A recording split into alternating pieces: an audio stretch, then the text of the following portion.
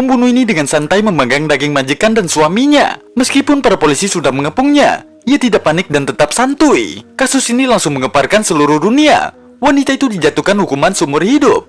Melly menjadi penguasa penjara saat digigit nyamuk. Ia mengajarkannya yang tidak bisa menjaga agar nyamuk tidak menggigitnya. Ia sangat sombong di penjara.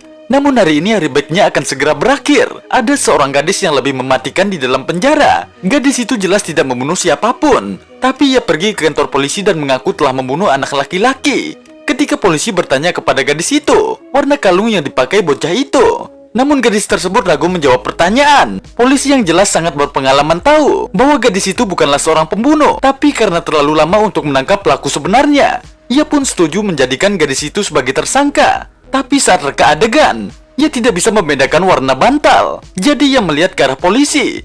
Ia memberi isyarat menunjukkan warna pada jam tangannya. Gadis itu telah mengetahui dan memperlihatkan kronologi pembunuhan. Saat perjalanan menuju sel penjara, ia melihat seorang pria memberi isyarat. Tapi hanya gadis itu yang mengenalnya. Pria itu adalah pembunuh yang sebenarnya. Saat hari pertama di dalam penjara, ia selalu menyendiri. Namun suatu hari ia seperti orang yang berbeda, mulai membantu kegiatan para tahanan. Hal itu membuatnya menjadi pemimpin di penjara. Tapi itu semua hanya penyamarannya. Ia melihat tahanan itu selalu membuat keributan. Gadis itu menambahkan zat pemutih ke dalam makanan. Ia memberi makanan setiap hari. Akibatnya kondisi tubuh tahanan itu semakin parah. Ia berpura-pura baik hingga tahanan tersebut tewas. Saat sang gadis dibebaskan, seorang pendeta menawarkan tahu putih sebagai lambang kehidupan bersih setelah bebas dari hukuman. Tapi ia malah menjatuhkan tahu itu. Sang gadis memilih balas dendam kepada pelaku pembunuhan. Ternyata ia dijebak agar mengaku sebagai pembunuh oleh pria itu.